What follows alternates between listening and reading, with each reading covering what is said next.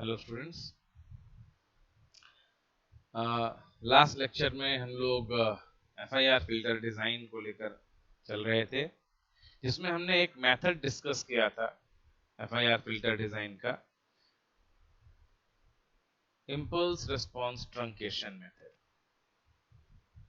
और अब जो हम दूसरा मेथड पढ़ने जा रहे हैं वो बेसिकली क्या है, इसी मेथड का एडवांस्ड फॉर्म है। इंपल्स रिस्पांस ट्रंकेशन का ही एडवांस्ड फॉर्म है, दैट इज विंडोइंग मेथड। इसमें भी हम करते वही काम है, इंपल्स रिस्पांस ट्रंकेशन ही करते हैं। ठीक है, इसको आप ऐसे देख सकते हैं कि जो पहला मेथड था that is the criteria for designing FIR digital filter, and this one is the method of designing FIR filter, windowing, window method, right? What are the design procedures for FIR filter designing? First is filter specification. हमारे pass filter specifications होने चाहिए। जैसे IIR filter में हमने देखा था कि पहले फिल्टर स्पेसिफिकेशन होने चाहिए, उसके बाद हम फिल्टर डिजाइन कर सकते हैं। तो पहले फिल्टर स्पेसिफिकेशंस होने चाहिए कि कैसा फिल्टर हमें डिजाइन करना है, कौन सा फिल्टर हमें डिजाइन करना है। उसके बाद फिर अगला स्टेप आता है कोएफिशिएंट कैलकुलेशन का। जो हमें फिल्टर डिजाइन करना है उसके कोएफिशिएंट्स हम कैलकुलेट करेंगे। ठीक है, जो भी फिल्टर हमें डिजाइन करना है उसके कोएफिशिएंट्स कैलकुलेट करेंगे। कोएफिशिएंट्स कैलकुलेट होने के बाद उसका digital filter, digital transfer function हमारे सामने आ जाता है, एचजेड हमारे सामने आ जाता है। और उस एचजेड के बाद फिर हम क्या करते हैं, स्ट्रक्चर सिलेक्शन करते हैं, कौन सा स्ट्रक्चर हमें इंप्लीमेंट करना है, रियलाइज करना है। सो रियलाइजेशन के बाद फिर हम क्या करते हैं, उसका सिमुलेशन करते हैं। Simulation is the optional process. Simulation basically क्या है कि आप उसका मैथमेटिकल एनालिसिस करते हो। जब आपने मैथमेटिकल ऑपरेशन यहां तक परफॉर्म कर लिया, फिल्टर स्पेसिफिकेशन से आपने कोएफिशिएंट कैलकुलेशन कर लिया, तो आपने काफी एनालिसिस कर ली। उसके बाद भी अगर कुछ एनालिसिस रह जाती है, एरर एनालिसिस रह जाती है, तो वो काम आप इस स्टेप में करते हो, सिमुलेशन में। एंड देन इम्प्लीमेंटेशन, उस फिल्टर को आप फिजिकली इंप्लीमेंट कर लेते हो आपके प्रोसेसर में, डीएसपी प्रोसेसर में। इसको आप फिजिकली इंप्लीमेंट कर लेते हो। ठीक है, so first is filter specification. कैसा होगा फिल्टर स्पेसिफिकेशन? तो ये जो ऊपर वाला है ये एक आइडियल फिल्टर का स्पेसिफिकेशन है, और ये एक प्रैक्टिकल फिल्टर का स्पेसिफिकेशन है। ठीक है, ऊपर वाला आइडियल फिल्टर का स्पेसिफिकेशन है और नीचे वाला प्रैक्टिकल फिल्टर का स्पेसिफिकेशन है। आइडियल फिल्टर का स्पेसिफिकेशन कहता है कि यहां से लेकर यहां तक की फ्रीक्वेंसीज को इसको पास करना है, और जैसे ही ये पॉइंट आए, ये फ्रीक्वेंसी आए FC, that is cut off frequency, इस फ्रीक्वेंसी के बाद आपकी एक भी फ्रीक्वेंसी पास नहीं होनी चाहिए।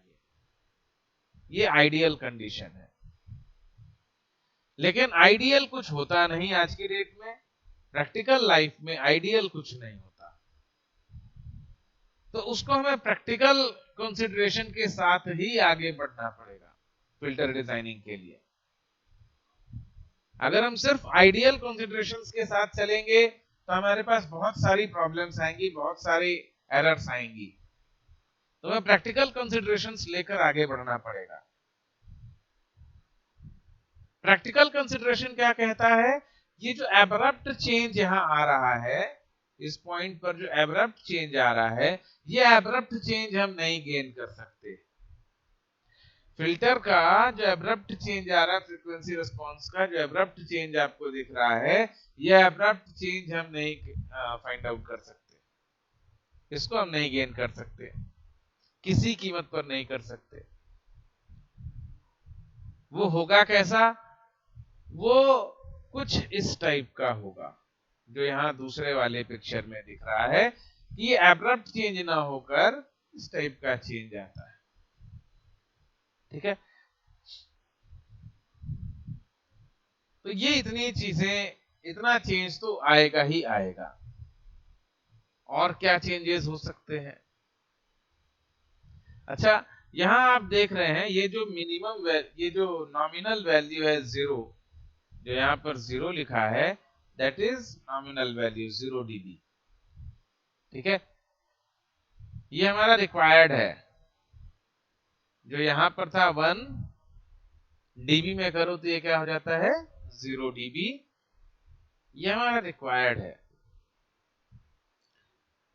लेकिन ये हो क्या रहा है कि इसकी वैल्यू, जो फिल्टर रिस्पांस की वैल्यू है, ये इसको भी क्रॉस कर रही है, मींस पीक आ रहा है। और ये पीक क्या करता है, ये पीक रिपल्स क्रिएट करता है, इधर पास बैंड में भी और इधर स्टॉप बैंड में भी। ठीक है, ये रिपल्स क्रिएट करता है, और यही जो रिपल्स है ये अटेन्युएशन कॉज करते हैं। ये पास बैंड अटेन्युएशन क्रिएट करेगा और ये स्टॉप बैंड अटेन्युएशन क्रिएट करेगा। स्पेसिफिकेशंस में क्या क्या है देखो, ये जो हमारी नॉमिनल वैल्यू है, नॉमिनल वैल्यू से मैक्सिमम कितना ऊपर गया, दैट इज डेल पी। कितना नीचे आया, अगेन डेल पी। मींस ये पोजीशन हम मान के चलते हैं ये क्या है, डेल पी। ये पोजीशन की वैल्यू मान के चलते हैं क्या है, del P, where del P is the pass band ripple, pass band ripple.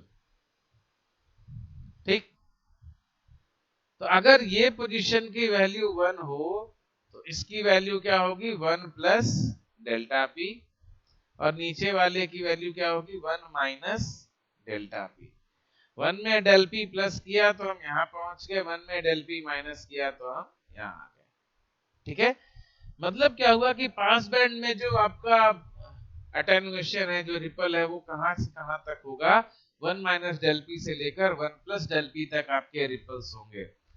Ripples कहें या हम ये कहें कि पास बैंड में जो आपका मैग्नीट्यूड होगा फिल्टर का, वो कहां से कहां तक होगा, वो होगा 1 माइनस डेल पी से लेके 1 प्लस डेल पी के बीच में। फिल्टर का मैग्नीट्यूड, फ्रीक्वेंसी रिस्पांस का मैग्नीट्यूड 1 माइनस डेल पी से लेकर 1 प्लस डेल पी तक होगा। और जब हम स्टॉप बैंड में आते हैं तब जो मैग्नीट्यूड है वो डेल एस के नीचे नीचे रहेगा। ठीक ना, वो डेल्टा एस के नीचे रहेगा 0 तक। ठीक, यही आपका स्पेसिफिकेशन होता है कि with in pass band the magnitude is in between 1 minus del p to 1 plus del p, and in stop band the magnitude is below del 2 del s। ठीक, नाउ ये क्या है, ट्रांजिशन विड्थ। पास बैंड और stop band as के बीच में जो frequency है, ये फ्रीक्वेंसी क्या कहलाती है, ट्रांजिशन बैंड। ठीक है, ट्रांजिशन बैंड। यह है पास बैंड फ्रीक्वेंसी FPB, यह है stop band frequency FSB। Basically these are edge frequencies, pass band edge frequency and stop band edge frequency, and this one is the cut off frequency FC। और ये cut off frequency कहां मिलेगा, जहां 3 dB bandwidth, जहां 3 dB frequency होगी। वो frequency जिस पर मैग्नीट्यूड 3 dB हो जाए, या वो फ्रीक्वेंसी जहां पर मैग्नीट्यूड हाफ हो जाए, वो क्या कहलाता है, कट ऑफ फ्रीक्वेंसी और 3 dB फ्रीक्वेंसी। ठीक है, तो ये 3 फ्रीक्वेंसीज हुई। इनके बीच में आपका आता है ट्रांजिशन बैंड। पास बैंड और स्टॉप बैंड एज के बीच का जो ड्यूरेशन है वो क्या है, ट्रांजिशन बैंड। ठीक है जी,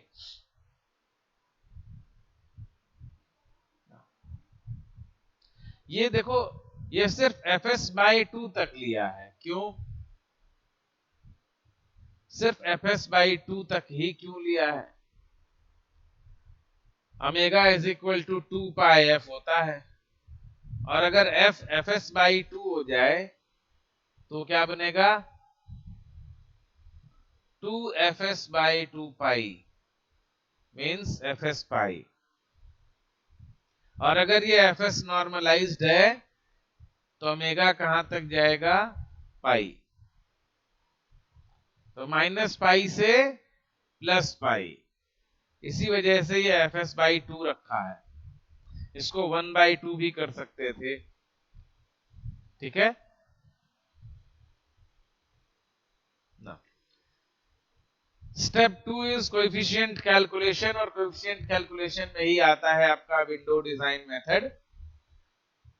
window design method, window design method में हमने क्या माना कि हमारे पास एक विंडो है wn which is 1 for 0 to m-1 and 0 otherwise। और इस wn का जो आपका फोरियर ट्रांसफॉर्म होगा वो होगा ये w omega, and this can be given as e raised to minus j omega m-1/2 sin omega m/2 divided by sin omega/2। यह है आपका w omega, frequency response of this wn। अच्छा, इसमें और इसमें एक चीज आपको दिखाई देगी कि ये क्या है?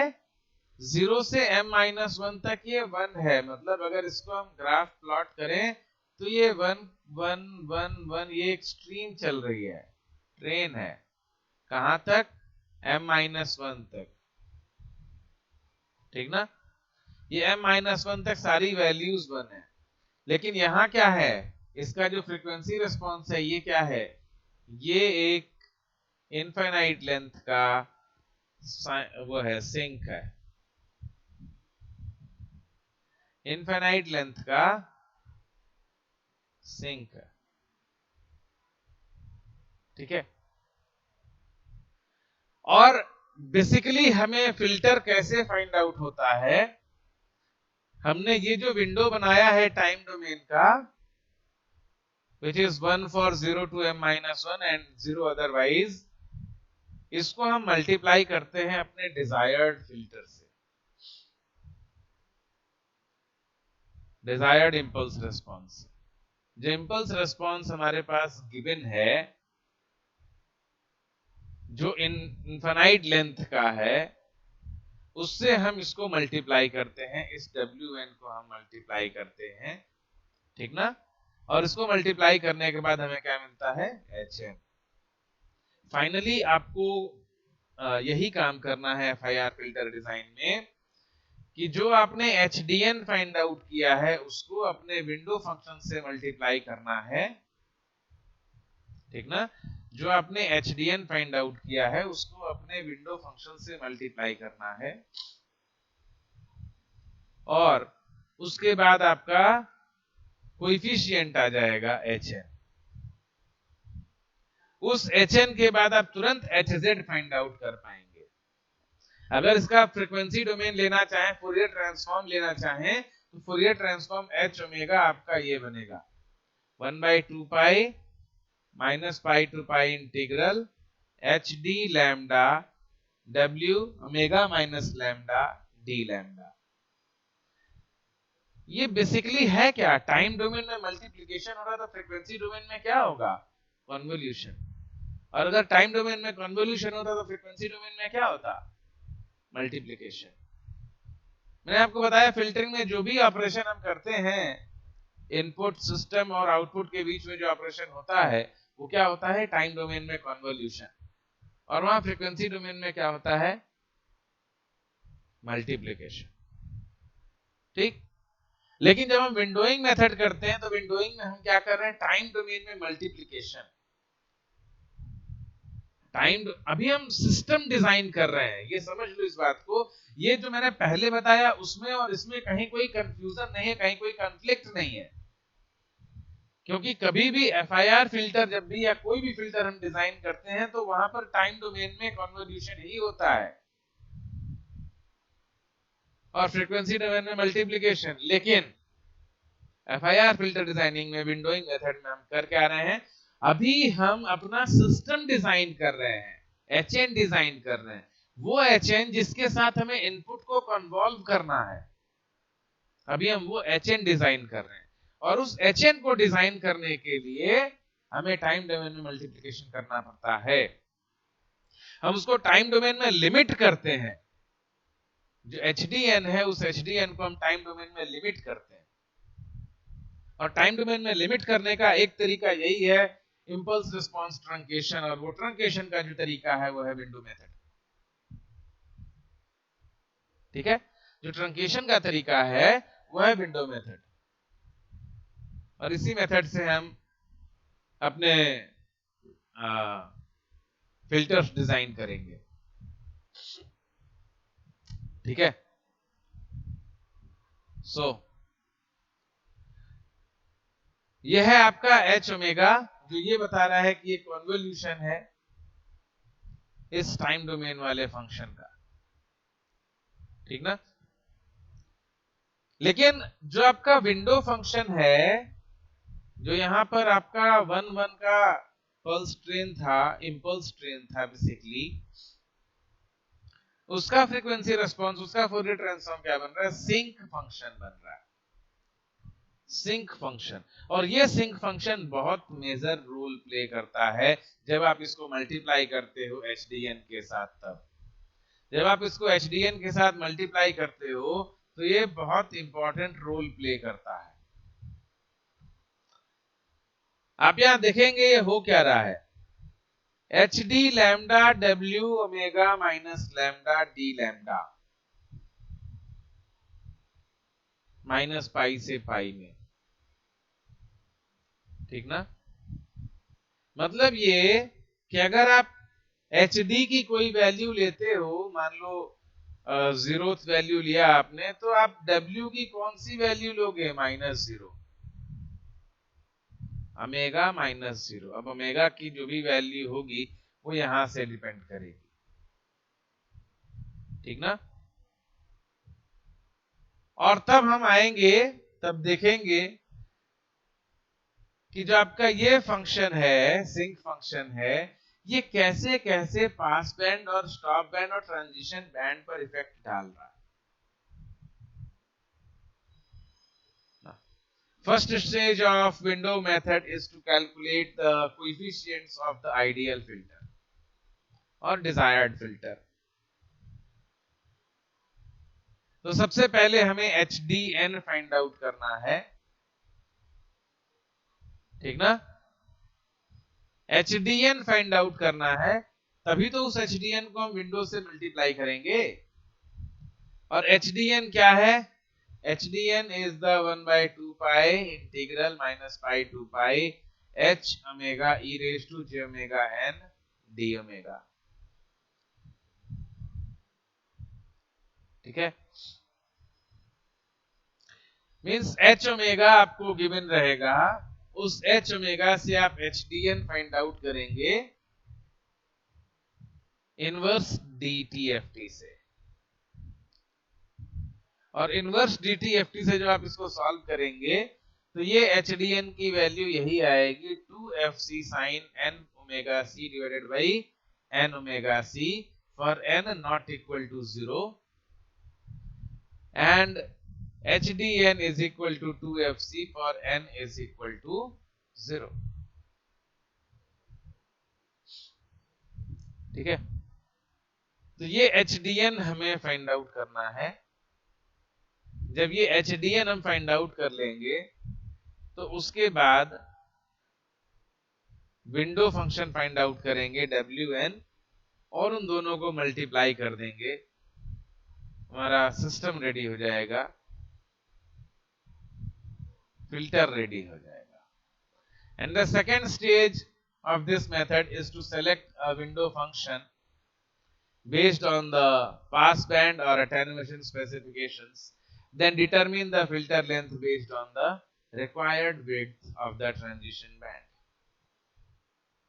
जब आप एक FIR फिल्टर डिजाइन करने चलते हो स्पेसिफिकेशंस के साथ, तो वहां पर आपको जो स्पेसिफिकेशन गिवन है उससे आपको पहले फिल्टर ऑर्डर फाइंड आउट करना होगा, विंडो मेथड डिजाइन सेलेक्ट करना होगा, कौन सा विंडो टाइप आपको सेलेक्ट करना है, कौन कौन से हैं window type, rectangular, Hamming, Blackman, Kaiser और एक और है Bartlett. Rectangular, Bartlett, Hamming, Blackman and Kaiser, ये इतने विंडो मेथड हैं, 5-6 विंडो मेथड हैं, विंडो टाइप्स हैं। ये विंडो टाइप्स आपको सेलेक्ट करने हैं कि आप कौन सा विंडो वहां चूज करेंगे, कौन सा विंडो आप सेलेक्ट करेंगे जिससे कि आप अपना फिल्टर डिजाइन करना चाहते हैं। और वो कहां से सेलेक्ट करते हैं? Based on these ripples, pass band ripple, stop band attenuation, ठीक ना। इस बेस पर, पास बैंड रिपल और स्टॉप बैंड अटेन्यूएशन के बेस पर आप विंडो टाइप सेलेक्ट करते हैं और एक अप्रोक्सीमेटेड वैल्यू आपको गिवन है ट्रांजिशन विड्थ की, नॉर्मलाइज्ड ट्रांजिशन विड्थ की, जिसकी वैल्यू यहां गिवन है। यहां से आप n की वैल्यू फाइंड आउट कर सकते हैं हर एक विंडो के लिए। अच्छा, n फाइंड आउट करने का एक और मेथड है ये। ऐसे 2-3 अप्रोक्सीमेशंस गिवन है, अलग अलग साइंटिस्ट ने दिए हैं अप्रोक्सीमेशंस। इन अप्रोक्सीमेशन से आप, अगर आपके पास delta 1, delta 2, omega S, omega P, ये वैल्यूज गिवन है, तो इन 4 वैल्यूज की हेल्प से आप फिल्टर ऑर्डर फाइंड आउट कर सकते हैं। इन 4 वैल्यूज की हेल्प से आप फिल्टर ऑर्डर फाइंड आउट कर सकते हैं। फिल्टर ऑर्डर आपने फाइंड आउट कर लिया, उसके बाद आपको ये पता करना है कि कौन सा विंडो टाइप आप सेलेक्ट कर रहे हैं। जो विंडो टाइप आप सेलेक्ट करेंगे उस टाइप का WN आपको लेना पड़ेगा। हर एक विंडो के लिए अलग अलग विंडो फंक्शन है, वो आगे स्लाइड्स में मैं दिखाऊंगा कि हर एक विंडो के लिए अलग अलग विंडो फंक्शंस हैं। वो विंडो फंक्शंस आपको लर्न रखने होंगे कि जब आपको स्पेसिफिकेशन ये कहता है कि आपको ये विंडो चूज करना है तो आप वो विंडो फंक्शन लेंगे। n आपने कैलकुलेट कर ही लिया है बेस्ड ऑन दैट स्पेसिफिकेशंस, और उसके बाद फिर आप HDN, HDN में भी n चाहिए, कहां तक आपका HDN जाएगा। वैसे ये तो माइनस इनफिनाइट से प्लस इनफिनाइट की लेंथ होती है, इसमें फिर हम मल्टीप्लाई कराते हैं अपने WN को, और तब जो रिजल्टेंट आता है हमारे पास वो आता है HN, ठीक ना। तब जो रिजल्टेंट आता है वो क्या आता है? HN।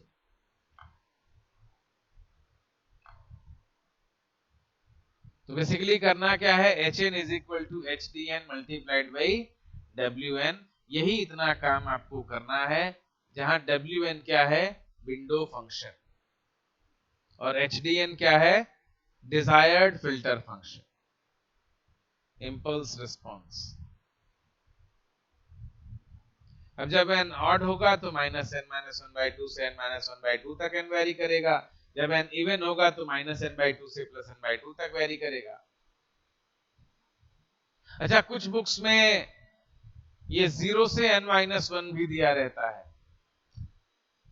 तो ये चीज आप ध्यान रखेंगे कि अगर HDN आप 0 से n-1 ले रहे हैं तो WN भी आप 0 से n-1 लेंगे, और अगर आप HDN -n-1/2 से +n-1/2 ले रहे हैं तो WN भी आप -n-1/2 से +n-1/2 ही लेंगे, ठीक है।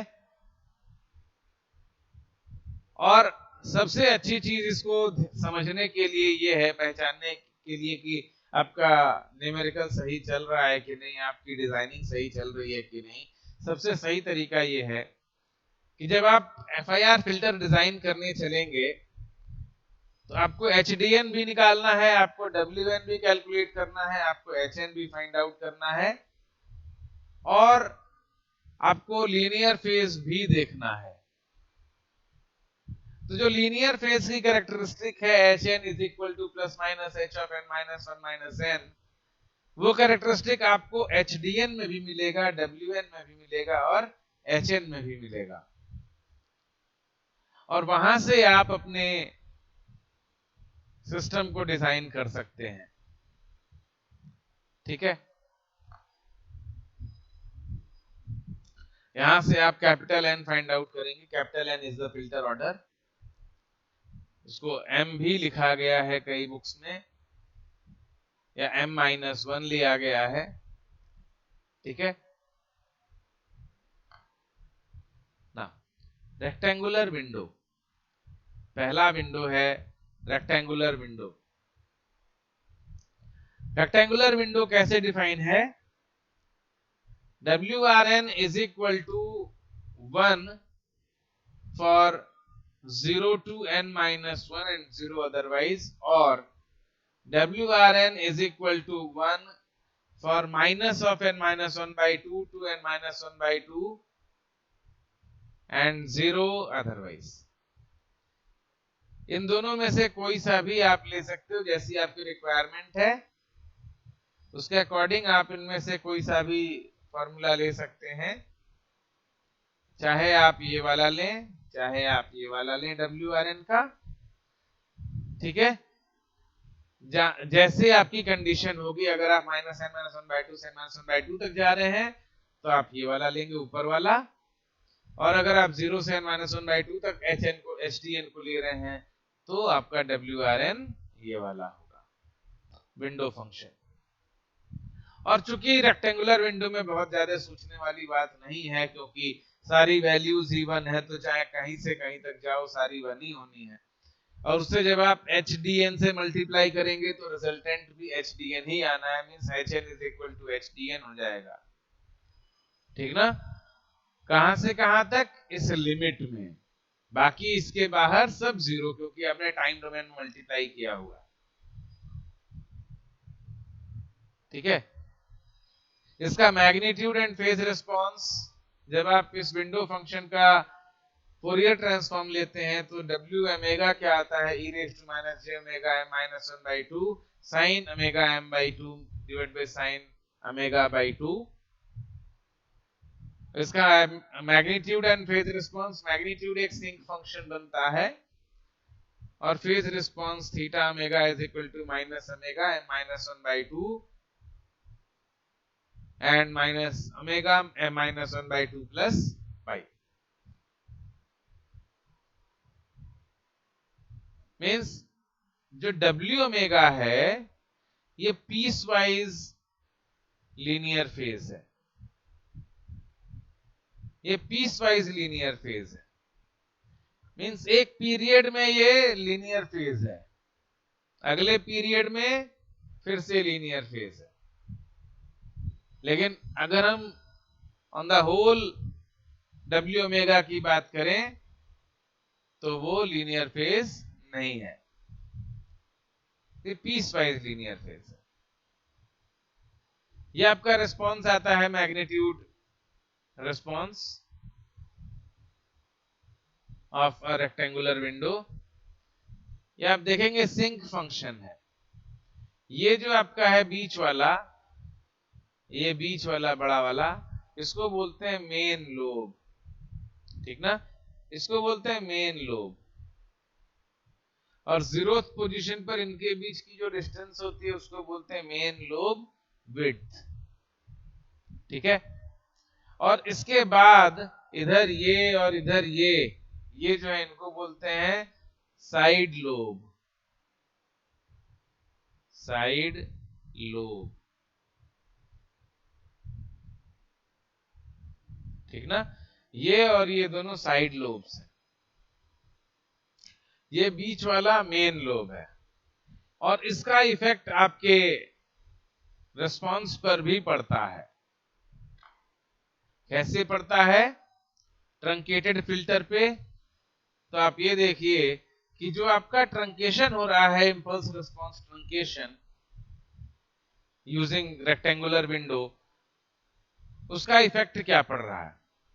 ये जो आपका रेक्टेंगुलर विंडो है, मींस विंडोड फिल्टर है, H D E raise to J theta, ठीक ना, H D E raise to J theta, जो कि यहाँ ये आइडियल फिल्टर हम मान के चलते हैं कि आइडियल फिल्टर है, ठीक ना। और इसके साथ जब हम इसको कन्वॉल्व करते हैं आपके विंडो फंक्शन को, तो कन्वॉल्व करेंगे तो कुछ इसी टाइप से मल्टीप्लिकेशन होगा। जब इस टाइप से मल्टीप्लिकेशन होगा तो ये जो पोर्शन है और ये पोर्शन है, ये आपके पास क्या बोलते हैं, ट्रांजिशन बैंड और स्टॉप बैंड को लोकेट करेंगे, और ये जो पोर्शन है ये पास बैंड को रिप्रेजेंट करेगा। मतलब ये हुआ कि पास बैंड में भी रिपल्स आएंगे, स्टॉप बैंड में भी रिपल्स आएंगे, दोनों में ही रिपल्स आएंगे। और ट्रांजिशन बैंड किस पर डिपेंड करेगा? इस मेन लोब विड्थ पर। The higher the areas under side lobes, the larger the ripples and the pass band and the stop band. In the pass band and the stop band. जितना ज्यादा side lobes के under area होगा, side lobe जितना area cover करेगा, उतने ही ज्यादा ripples pass band और stop band में होंगे। तो वो जितना कम होगा, आपका जो है area under the side lobe जितना कम होगा, उतना कम रिपल होगा, ठीक। The width of the transition region between pass band and stop band in H omega increases with the width of the main lobe. जब का मेन लोब है, इसके बढ़ने के साथ साथ ट्रांजिशन विड्थ बढ़ता है, इसके घटने के साथ साथ ट्रांजिशन विड्थ घटता है, ठीक है। और आइडियल रिक्वायरमेंट हमारी क्या है कि जो आपका नंबर है, फिल्टर ऑर्डर है, वो जितना कम हो सके उतना हो, और जो आपका विंडो फंक्शन है ना, वो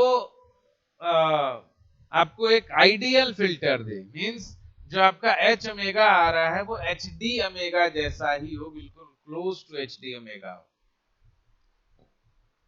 ठीक है।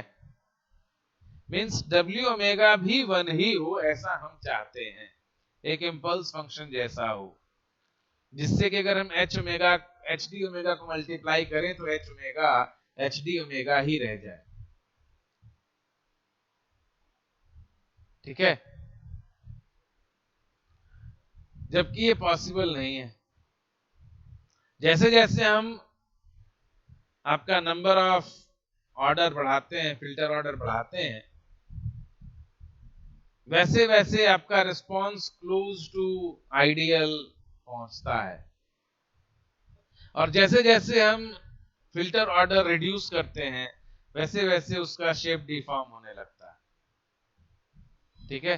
तो ये दोनों स्टेटमेंट्स, एम स्मॉल होना और डब्ल्यू ओमेगा का आइडियल जैसा होना, दोनों ही एक दूसरे के कॉन्ट्रेरी हैं। यहां आप देखेंगे जैसे जैसे आप एम बढ़ाते जा रहे हैं, आपका मेन लोब छोटा होता जा रहा है। मेन लोब छोटा होने का मतलब है ट्रांजिशन विड्थ घटता जा रहा है, ठीक ना। मींस आप जैसे जैसे एम बढ़ाएंगे, ऑर्डर बढ़ाएंगे, वैसे वैसे आपका घटेगा। और यही यहां कहना चाह रहा है, यहाँ पे यही कहना चाह रहा है कि एक इंपल्स फंक्शन जैसा होना चाहिए। इंपल्स फंक्शन जैसा कब होगा? जब ये घटते घटते और कम हो जाएगा। लेकिन ऐसा हो कब रहा है? जब ऑर्डर आपका बढ़ रहा है। और पहली कंडीशन हमारी क्या है कि m शुड बी स्मॉल। और m स्मॉल क्यों होना चाहिए? m स्मॉल होना चाहिए क्योंकि area under the side lobes आपके रिपल्स को रिप्रेजेंट करते हैं। जब m कम होगा तो area under the side lobe हो सकता है कम हो, और जब area under the side lobe कम होगा तभी आपका रिपल रिड्यूस होगा। लेकिन यहां क्या हो रहा है कि जब आप m की गिनती बढ़ा रहे हैं ऑर्डर की गिनती बढ़ा रहे हैं, तब आपका वो एक डिराक डेल्टा फंक्शन जैसा बन रहा है डब्ल्यू ओमेगा। लेकिन जो एरिया अंडर द कर्व है वो कांस्टेंट है। इतनी ही दूर में आपका एरिया अंडर द कर्व होना था, वो अभी भी इतनी ही दूर में है। हाँ, थोड़ा सा बढ़ ही रहा है, जैसे जैसे ये पास आ रहा है वैसे वैसे ये एरिया आपका बढ़ता जा रहा है। ठीक है, जैसे जैसे ये दोनों प्लेट्स पास में आ रही हैं वैसे वैसे ये एरिया थोड़ा सा तो बढ़ रहा है। और इसके बढ़ने का मतलब है रिपल्स इंक्रीज करना। मतलब अगर आप ट्रांजिशन विड्थ रिड्यूस करेंगे तो आपको रिपल्स इंक्रीज करना ही पड़ेगा। अगर आप रिपल्स रिड्यूस करेंगे तो आपका ट्रांजिशन विड्थ इंक्रीज हो जाएगा। ये दोनों कॉन्ट्रेरी स्टेटमेंट्स हैं। इसके आगे अब हम अगले लेक्चर में बढ़ेंगे। ठीक है।